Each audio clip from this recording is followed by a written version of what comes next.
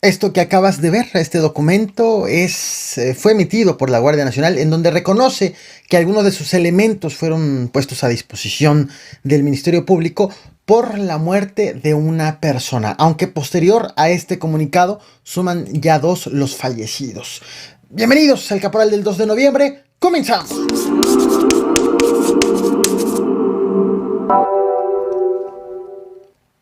En Chiapas, las autodefensas siguen desplazando a las autoridades. Ahora ocurrió en el municipio de Altamirano. Alrededor de 20 hombres armados enviaron un mensaje a autoridades estatales, a autoridades municipales, pues porque buscan pedir ellos o quieren ellos elegir a sus propias autoridades. Ya lograron expulsar, por cierto, a la alcaldesa PBMista, Gabriela Roque. Este es otro grupo de autodefensas. No se va a permitir que sigan por dedazo diciendo nuestro futuro. Ya llegó la hora de que la palabra del pobre cuente. ¡Que viva Altamirano! ¡Viva! ¡Viva las autodefensas! ¡Viva! Increíble pero cierto, el dirigente nacional del PAN, Marco Cortés, se reunió con militantes de su partido en Aguascalientes para pedirles, uno, unidad, pues con rumbo a la renovación de la gubernatura en el 2022, y dos, más que para pedirles, para confesarles que de las 6 gubernaturas que se van a disputar el próximo año, el PAN tiene posibilidades de ganar solamente una, precisamente esa misma de Aguascalientes. Tras ser filtrado este audio que te voy a compartir a continuación, varios panistas ya están criticando a su dirigente nacional, y no nada más panistas, sino también del PRD y del PRI, que recordemos pretenden ir en alianza. Todos coinciden, pues, en criticar el ánimo derrotista del dirigente nacional del PAN. Escuchemos. Se los digo en casa, la única gubernatura que tenemos posibilidades de ganar, reales, auténticas y bien ganada, es esta. No hay más. Está muy complicado Durango, Tamaulipas, Quintana Roo, Hidalgo y Oaxaca, ¿qué les cuento? Desde el 17 de julio del 2020, cuando Emilio Lozoya fue extraditado a México y llegó precisamente a este país, ha llevado todas sus audiencias de manera virtual, es decir, no se ha apersonado ante el juez. Mañana se va a realizar una nueva audiencia en donde Emilio Lozoya y sus abogados van a pretender pedir por sexta ocasión una prórroga de 60 días para poder completar su investigación complementaria, con la que pretenden demostrar las complicidades de otros políticos en el caso Odebrecht. Recordemos que Emilio Lozoya ha ofrecido y ha acordado con la Fiscalía General de la República pues reducir la sanción en su contra a cambio de presentar pruebas en contra de otros políticos. Y justo en la audiencia de aportación de pruebas, pues la pretenden aplazar por sexta ocasión mañana. Pero hoy un juez federal negó realizar la audiencia si Emilio Lozoya no se presenta físicamente. Es decir, ya tiene que acudir, lo ha citado para este miércoles al Centro de Justicia Penal Federal del Reclusorio Norte. Así que la de este miércoles podría ser la segunda ocasión que se le vea a Emilio Lozoya, luego de que en octubre pasado fue visto cenando en un restaurante de lujo de la Ciudad de México, ¿recuerdas?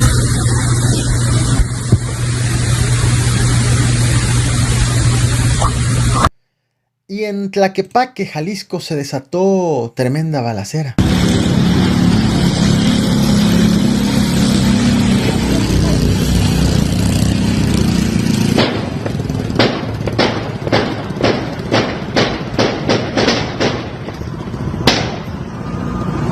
De acuerdo con la policía estatal, varios hombres armados a bordo de una camioneta dispararon en contra de los agentes que estaban haciendo un patrullaje de vigilancia, y posteriormente los delincuentes se refugiaron en una casa en la colonia Las Huertas, en Tlaquepaque, Jalisco, en donde siguieron atacando a los policías. De manera extraoficial se informó que la casa donde estaban los delincuentes era de la víctima a la que pretendían secuestrar.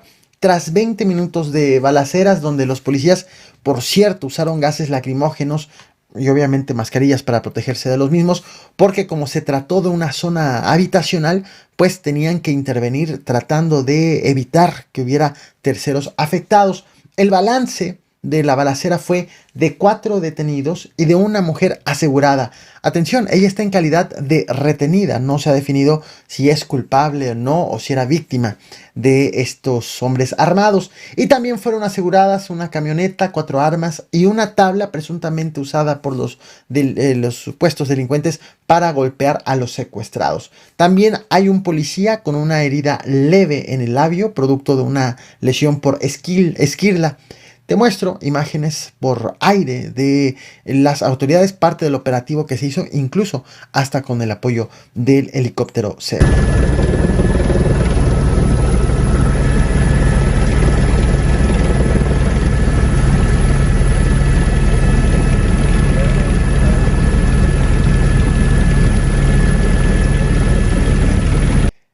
En Coahuila no corrieron con la misma suerte los policías. En la carretera federal 2 que conecta Laredo con Piedras Negras, esto a la altura del municipio de Hidalgo, insisto, en el estado de Coahuila, pero ya en los límites con Nuevo León, ocurrió, según la Secretaría de Seguridad Pública Estatal, que un grupo de hombres armados proveniente de Tamaulipas, aseguran las autoridades, intentó ingresar a Coahuila cuando policías estatales a bordo de 2 patrullas vieron el vehículo en el que iban los hombres armados.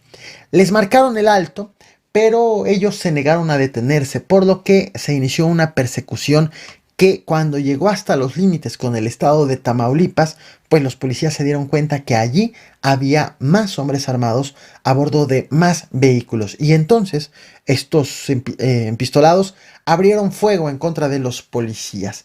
Lograron herir los delincuentes a 7 policías estatales, 7 policías de Coahuila, quienes fueron hospitalizados. En tanto, los delincuentes lograron darse a la fuga. La Secretaría de Seguridad Pública de Coahuila ha considerado como un logro el hecho de que pues evitaron el ingreso de hombres armados a su entidad. Imágenes justo de la movilización. Ahí van. Elementos de la Guardia Nacional están siendo acusados del asesinato de 2 personas.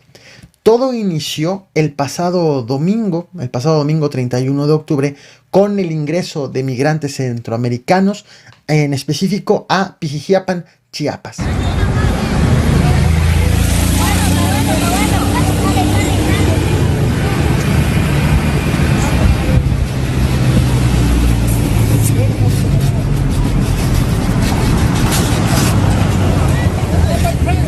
Lo que ocurrió la madrugada de este domingo fue que elementos de la Guardia Nacional abrieron fuego en contra de migrantes que viajaban a bordo de una camioneta, en donde en el lugar mataron a un cubano e hirieron a otros 4 extranjeros, uno de los cuales ha fallecido posteriormente, por lo que suman 2 los muertos.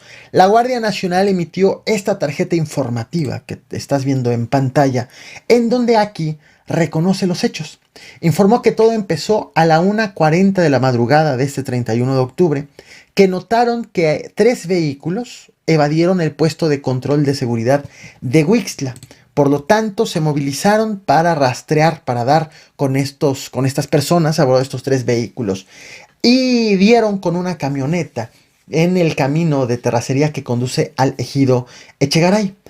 Justificó la Guardia Nacional en el comunicado que te mostré que el conductor le echó la camioneta a los agentes, motivo por el cual los agentes abrieron fuego en contra del vehículo.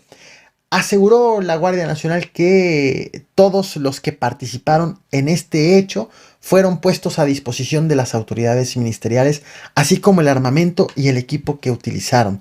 No ha precisado cuántos elementos de la Guardia Nacional fueron puestos a disposición, en este caso del Ministerio Público, pero pues afirman que han sido ya presentados. Por este hecho, la Fiscalía de Chiapas y la Comisión Nacional de Derechos Humanos han abierto investigaciones. Están pues indagando qué fue exactamente lo que ocurrió. Esta es la camioneta en cuestión que estás viendo en pantalla, que por cierto, la ONU ya se ha pronunciado sobre este hecho.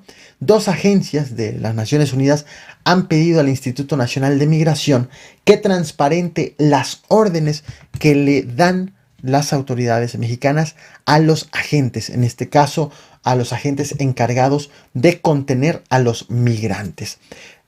Que se sepan cuáles son las indicaciones que les dan. Te muestro otra imagen, aquí ya el detalle de los impactos de bala de la camioneta donde viajaban los migrantes. Esto es lo que he preparado para ti. No olvides reventar el botón de like, compartir y suscribirte. Nos vemos mañana con